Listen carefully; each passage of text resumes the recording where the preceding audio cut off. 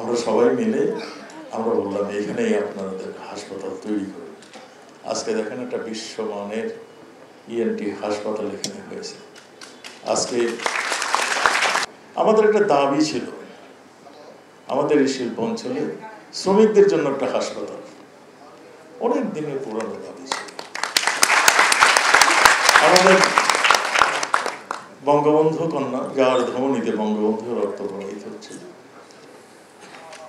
মোস্তফা জালাল ভাই বলে গেছেন, যতদিন বঙ্গবন্ধু কন্যা এদেশে বেঁচে থাকবেন ততদিন বাংলাদেশ পথ হারাবে। যথার্থ বঙ্গবন্ধু যে স্বপ্নগুলি তিনি দেখে গিয়েছিলেন, তার স্বপ্ন সবকটি বাস্তবায়ন করার জন্য যিনি আজকে শক্তভাবে বাংলাদেশের হাল ধরেছেন, তিনি আর কেহ নন, বঙ্গবন্ধু কন্যা আমাদের মাননীয় প্রধানমন্ত্রী জননেত্রী শেখ হাসিনা। তিনি 96 টার্মে যখন আসলেন, আমরা তখন তাকে দাবি করেছিলাম আমাদের একটা হাসপাতাল।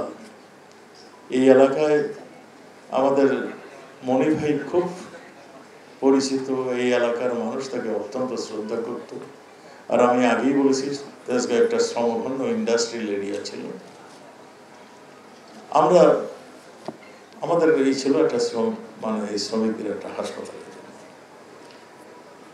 মাননীয় প্রধানমন্ত্রী তার টার্মের শেষের দিকে এখানে 200 বেডের হাসপাতাল ভিত্তিপ্রস্তর স্থাপন করে দিয়েছে।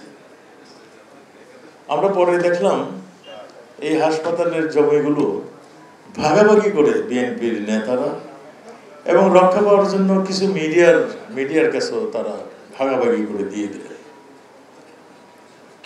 এই জায়গাটি সৌভাগ্যক্রমে যাদেরকে দিয়েছিলেন তারা দখল করতে পারেনি। আমরা আবার যখন ক্ষমতা আসলাম, আমরা এটা বললাম যে যারা দখল করেছেন জায়গা জগা ছেড়ে দেন। আমরা একটা কঠিনভাবে তাদের জবাব দিলাম এবং মাননীয় প্রধানমন্ত্রী সেই ভিত্তিপ্রস্তরটা পর্যন্ত কিন্তু তারা উপরে ফেলে দিয়েছিলেন। আমরা সেই জায়গাটিতে নাক কান গলার যারা তখন যে ডাক্তার নেতারা আমাদের কাছে আসলেন, তারা একটা বলছিলেন যে আমাদের যদি হাসপাতাল এখানে না তৈরি করতে পারি তাহলে হাসপাতালের ফান্ড চলে যাবে, আপনারা আমাদের সহযোগিতা করেন।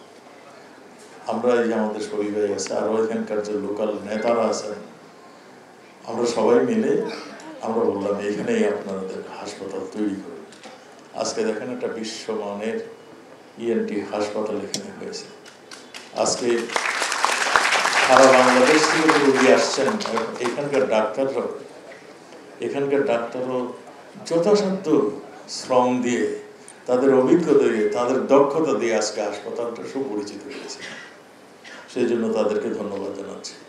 আমাদের কিছু জায়গা ব্যয়দখল হয়ে গিয়েছে, তারপরে আমরা এই যে আমাদের একটা স্বাস্থ্য কমপ্লেক্স রয়েছে, তারপরে আমরা একটা মানসিক রোগীদের জন্য আমরা এখানে একটা হাসপাতাল আমরা করেছি। মানসিক রোগী মানে যারা ড্রাগ এডিক্টেড, তাদের নিরাময় কেন্দ্র আমরা 200 বেডের একটা হাসপাতাল এখানে আমরা চালু করেছি। এটাও ভালো চলছে।